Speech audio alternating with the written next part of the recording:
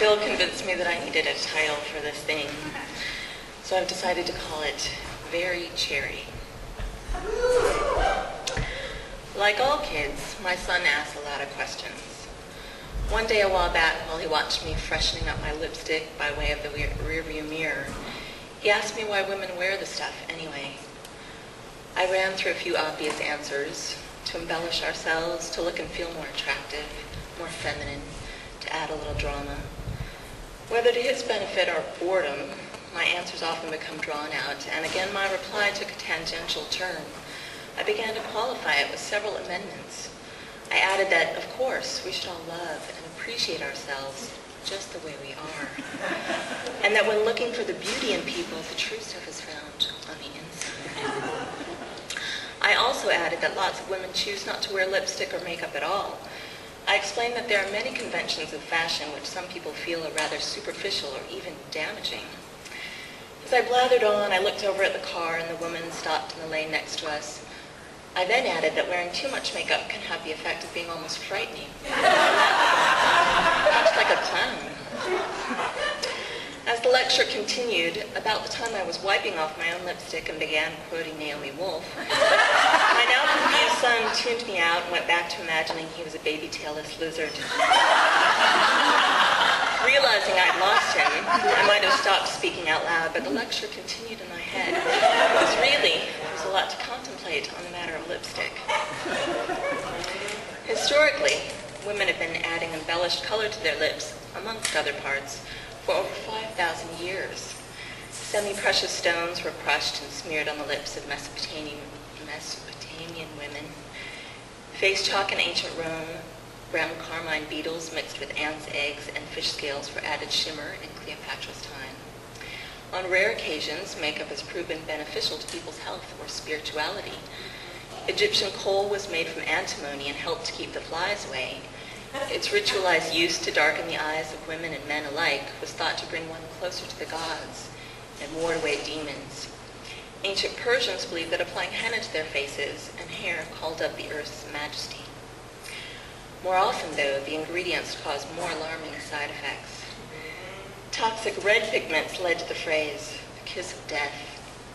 Misguided notions about physical beauty not being solely a modern concept, the age-old attempt at the brightest and whitest of skin tones has driven many a cosmetology disaster.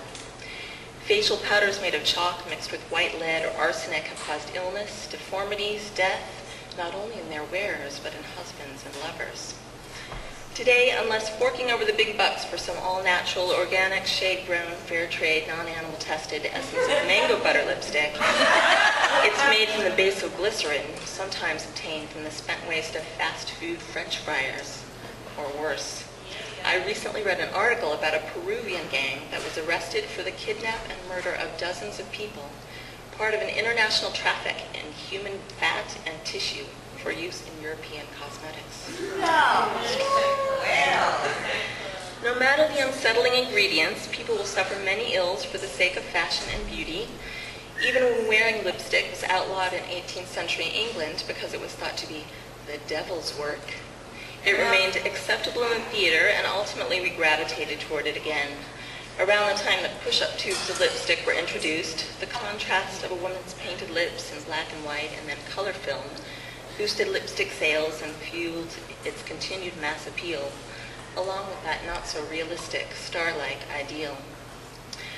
Rebelling against conformity to those idealized concepts of female beauty, there was a period of time when I myself abstained, and then some.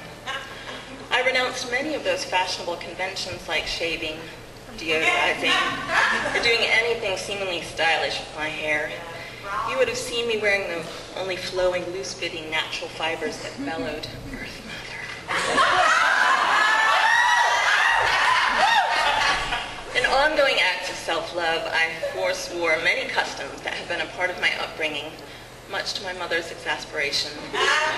From the time I had been able to stand at the bathroom mirror with her, or my grandmother's, or my aunt's, they had offered important lessons on one's beauty regimen.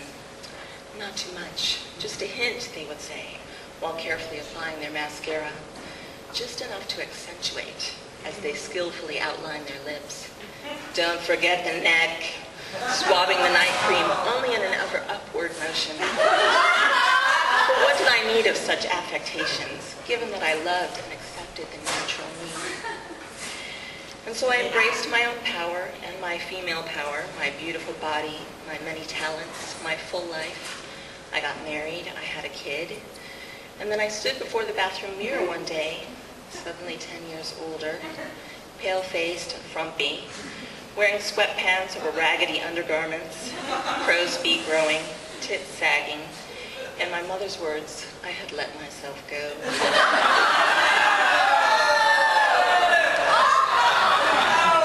Still standing there in the mirror, I borrowed my husband's razor and shore off my forested legs. I tried on an old skirt with some long-lost sass. I took out the scrunchie and pried an old tube of Very Cherry from the back of the vanity drawer.